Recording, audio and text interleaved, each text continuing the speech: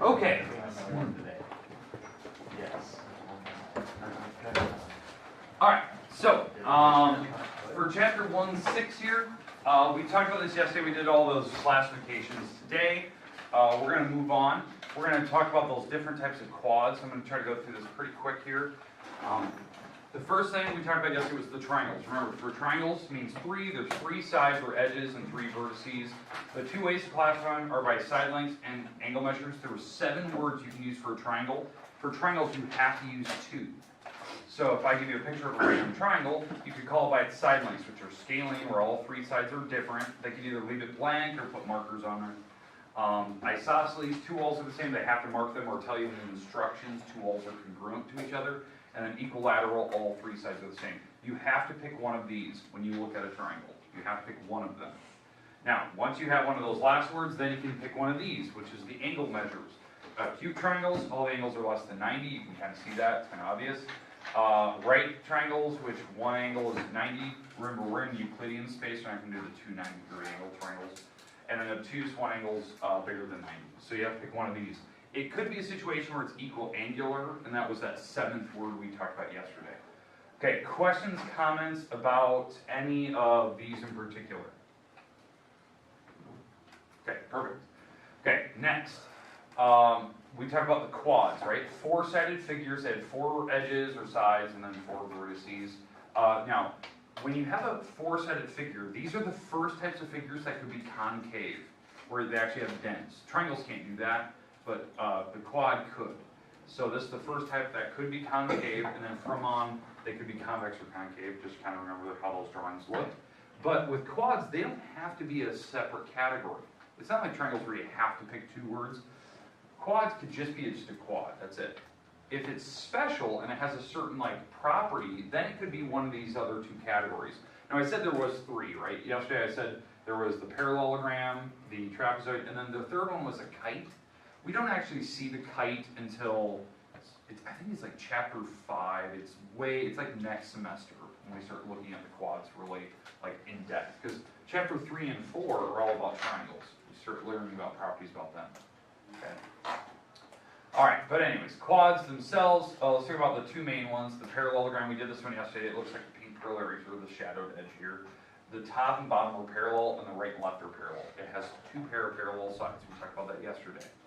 That's different than a trapezoid. A trapezoid, it looks like this. I think yesterday I referred to this as a skateboard ramp, a wedge. I think we used a shaver as one of the examples, like a razor blade would kind of look like that. That'd be the more practical use for those. But the trapezoid only has 1 pair of sides are parallel. That's it. So top and bottom in this case. You can see that they're actually parallel. Now, how they actually signify parallel, we didn't talk about this yesterday, for your guys' class anyway.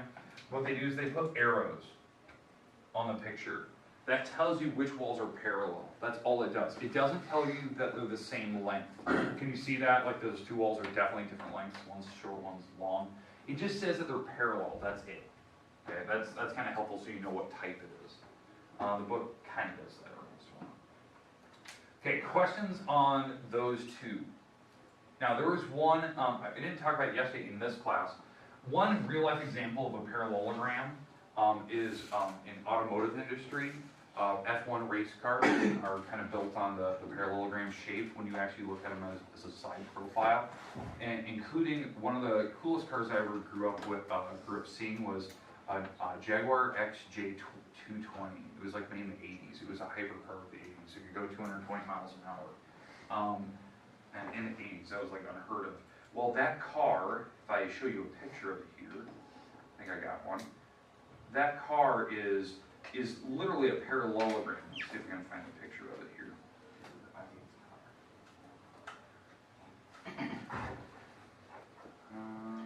Let's see. All right, here it is. So here's the XJ220. When they designed it, it was supposed to look like a parallelogram. It was supposed to be very aerodynamic at the time. Looks like it. So this is kind of the overall shape they're going for. Okay, they don't want to make it boxy. They round it off. But that was the premise to the car originally. But very cool cars, worth a ton of money nowadays. But yeah, it was just kind of one of those hypercars of its time. But yeah, I just thought that was just, because that was a card that I grew up with, like a poster on the wall. Like, it was just a cool card. All right, let's get rid of that picture. All right. But anyways, trapezoid parallelogram. Now what I want to go through is the subcategories to a parallelogram. So let's do that, because parallelogram actually has two subcategories. Okay, so let's go through that. So parallelogram, remember, it's a quad, so four-sided figure. Wall, opposite sides are parallel, so both pair of opposite sides are parallel. But now, what's more important for a parallelogram? There is two subcategories. Now technically, I know there's three, but there's two main ones. So one of the main categories is called a rectangle. Okay, now why this is also a parallelogram? Well, it's a four-sided figure. The walls are parallel, so it is considered a parallelogram. But what's more specific, why it has a separate name, is that the definition of a rectangle has four right angles. A lot of people don't know that. They always think something about the sides. The definition is a four-sided figure, opposite walls are parallel, four right angles, 4 90-degree angles. Now, when you look at this picture, I just happened to pick a picture. What do these markers tell me? The line.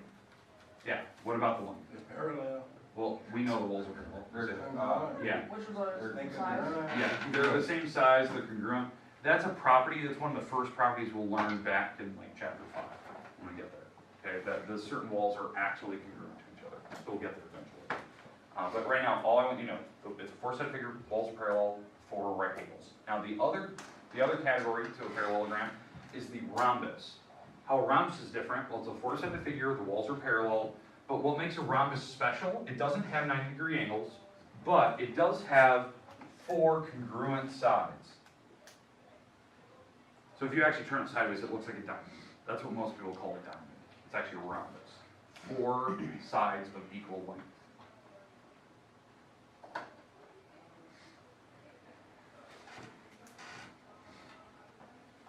Okay, questions, comments about how this problem works?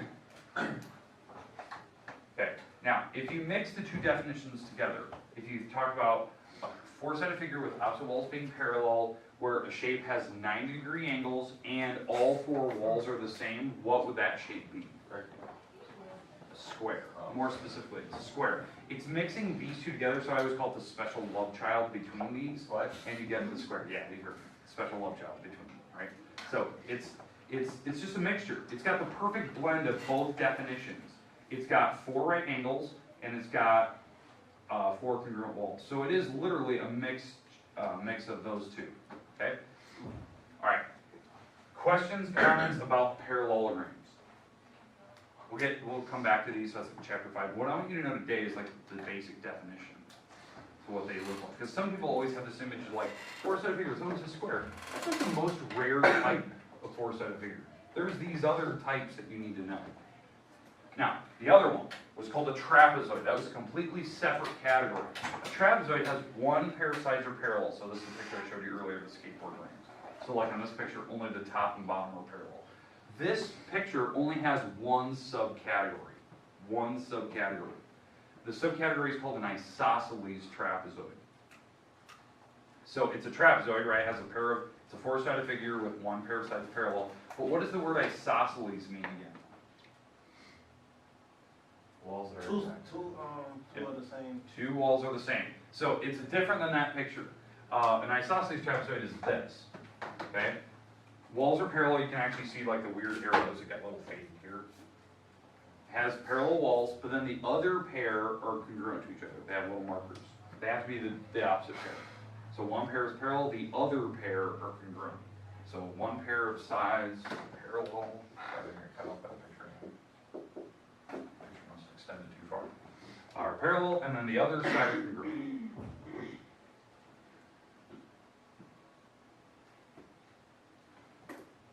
Okay, do we understand trapezoids? Now, where do you actually see an isosceles trapezoid? It's actually used in architecture. They used, the earliest ones I can think of is like the step pyramids in Egypt, in the Sahara Desert. Also the Mayan and Aztec temples are in isosceles trapezoids. They moved away from like the grand pyramid style, you know, the 4-sided square pyramids. they moved away from that style because it took too many bricks to make them. So then they started going to step pyramids, which are like that, where they're isosceles trapezoids just stacked on each other. There's a lot of, extra room here. But why they did that is they could make the actual pyramids shorter, smaller, and eventually it would be buried by sand. They actually wanted that to happen, which is a weird thing. The reason why, it's a burial chamber. I mean, that's what a pyramid is. And if the pyramid is too big and it sticks above ground, it basically gets grave rock. And that's kind of what happens. Like just thinking about like the big Great Pyramid of Giza, that thing's massive. If you ever see that building, it towers over anything we currently build. It's bigger than half our football stadiums, okay? Which are big objects. So in fact, let me show you a picture of the Great Pyramid of Giza. Let's see if I can find a picture here that's worthwhile.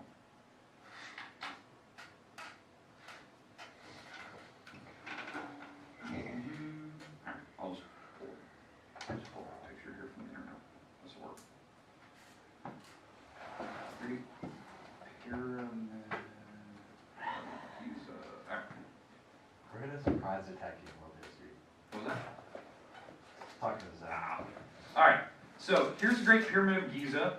I'm going to show it next to the other ones, so in fact, I'm just going to drag this over. This is just easier doing it this way. Alright, so this is the Great Pyramid of Giza. It's actually with its sister pyramids here. These are massive, massive objects. In fact, when you actually look at the Great Pyramid of Giza compared to like the city of Cairo, it dwarfs over everything in Cairo. Like it's like a skyscraper in the middle of a bunch of huts. It's just a huge, huge, huge figure. The inside there is burial chambers in there. When you walk in the main door, you can go down a ramp which goes down to the sub burial chamber, and then it goes up to the grand chamber where the king and queen's chambers are, and then these are air vents for workers and stuff, which the pharaohs at the time believed that the soul escapes and travels through that tube and it goes towards the star. In fact, they built these in such a precision that this tube itself directly aligns with the star in the sky. Like one of these tubes points to like the North Star perfectly. Like you can just see it right through this actual thing, and no one can fit through there. They actually put like little RC cars go up there with like a GoPro strapped to it to figure out what star it was looking at. The grand chamber itself is perfectly like laser cut lines down the actual chamber itself. It's a marvel of engineering. That's why it's considered one of the grand architectural designs of its time. So here's the inside of the grand chamber. Like look how like laser precision cut this is, and this is built by slaves that built the actual pyramid going up. They spiraled up and then spiraled back down. And they can still put the bricks together in such a way that they align perfectly for the chambers on the inside. It's one of those things that just boggles your mind. What you're looking at here, this is a photo, this is an iconic photo that happened, I think it was last year or the year before. A kid climbed it. Like, I don't know if you know this, that's a huge offense to the Cairo government. He was actually thrown in jail for a couple nights. Yeah, he got thrown in jail. He climbed it because no one has ever taken a picture from the top of it before. It's never happened. Like they were never allowed to ever touch the pyramid itself. It was closed off in the early 80s due to terrorist attacks, and it's never been open to the public since. Well, this kid climbed it. He jumped the fence and climbed it all the way. It took him like 6 hours to get to the top. He posted the video on YouTube. It's massive. Like you can see Cairo in the background. Like, this is 230 some feet up in the air. It's a long ways. It took him 6 hours to climb and another 9 hours to get back down. Like it was middle of night when he got back down, and then he got arrested. The only reason he was let go is that the Cairo, the actual police department and the government found his photos absolutely fascinating. Like, and he just did it for the beauty of the photo. He didn't do it to harm the actual pyramid itself. And they actually released him, and then they published his photos online to their website. So it was one of those things. It worked out for the better, but yeah, these are big, big structures. Like I don't think you can get a sense of scale just by me showing you a picture until you actually see people standing next to it. They're big.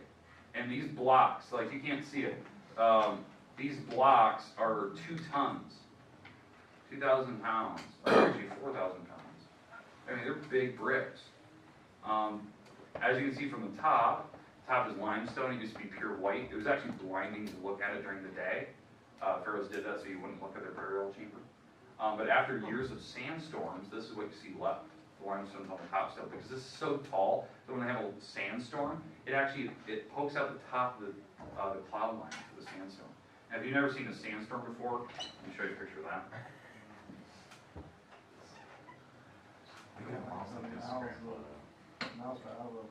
Yeah, I mean, if you didn't hear Fred, a sandstorm has the wind speeds of hurricanes. No. So, here you go. That's a sandstorm. Like especially in the Sahara Desert, not in the U.S. U.S. has minor sandstorms like Arizona area, but in like Sahara, there's nothing blocking it. It goes across the Sahara the whole time. You can actually see it from space, actually building up as it moves. But if you're actually caught in a sandstorm, the sand hits you at such a speed, it can actually sandblast your skin off. So it can actually kill you. It's bad. Like, you can strip paint off of cars with it. Carbon a little bit. So what they always say, if you see it coming over the horizon, you can't outrun it. It's going, sometimes they travel over the horizon 600 miles an hour coming at you. Like, you can't outrun it. They say what you're supposed to do is bury yourself in the sand.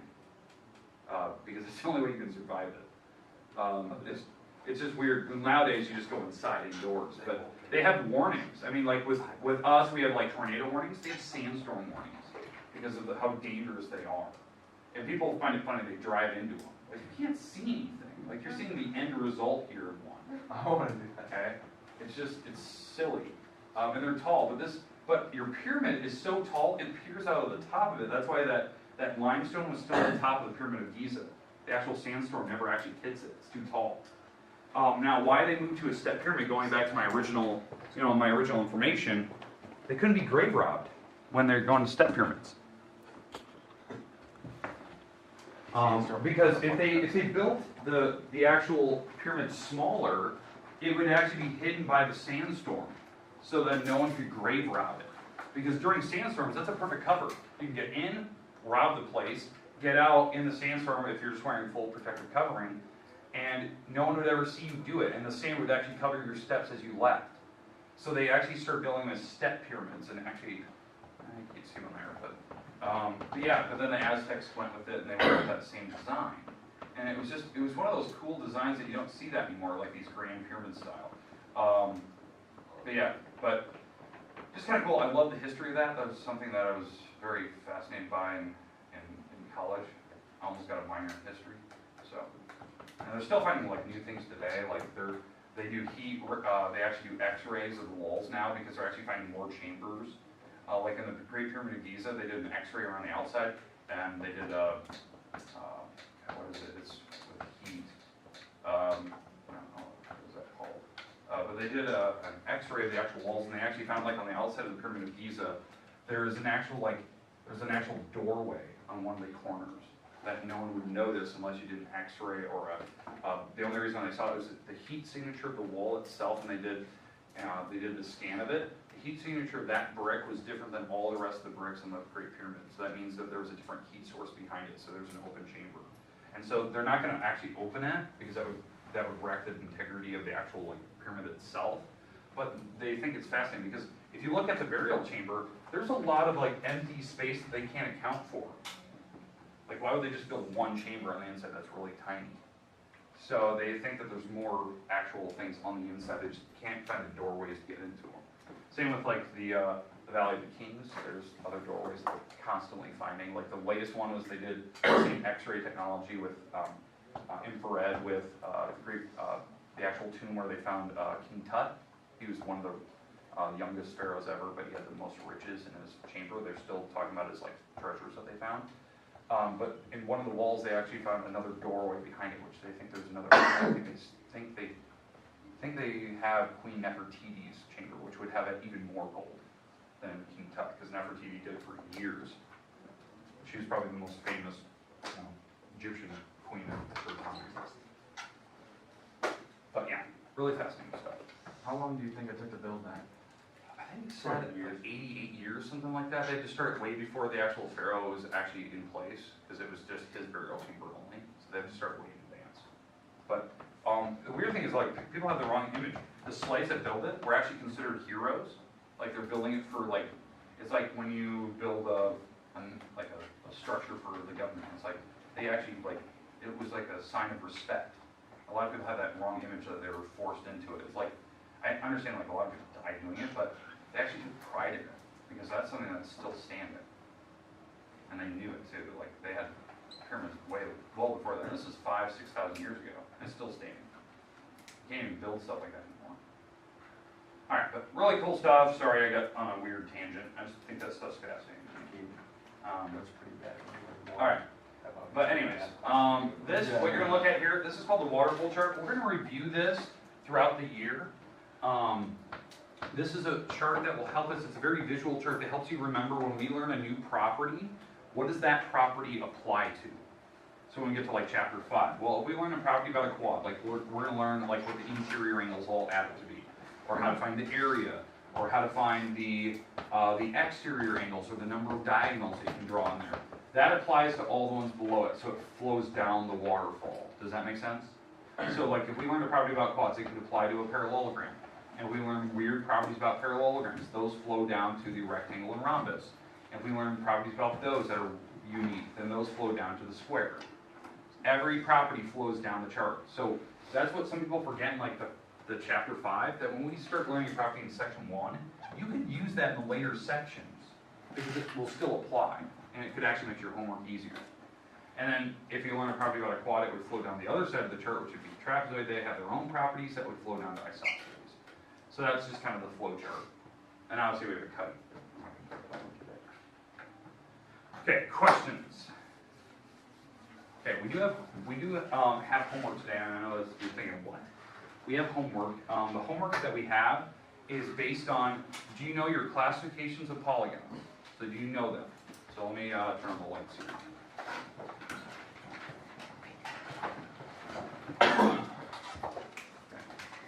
This. Okay, so we're going to have homework today. I'm going to put it on the board here in just a second.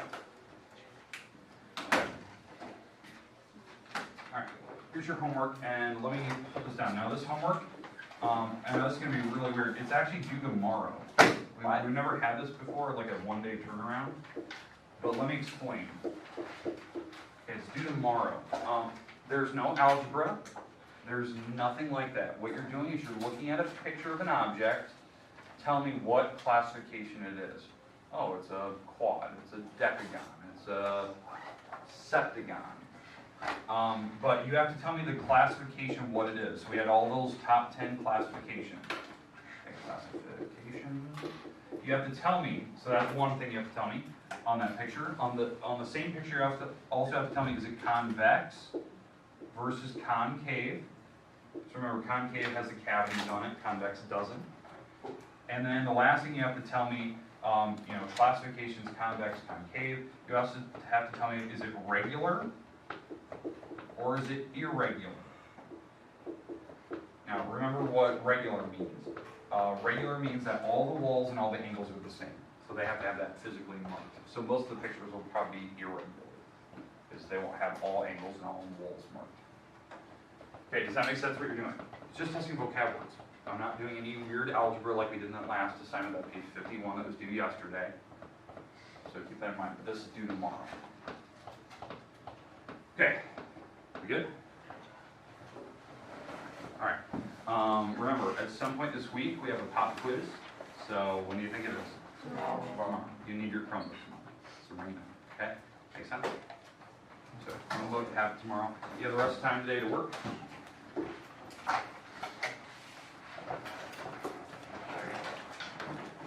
If you haven't turned to page 51, that is technically late. You should be getting that one in. I think that was due yesterday.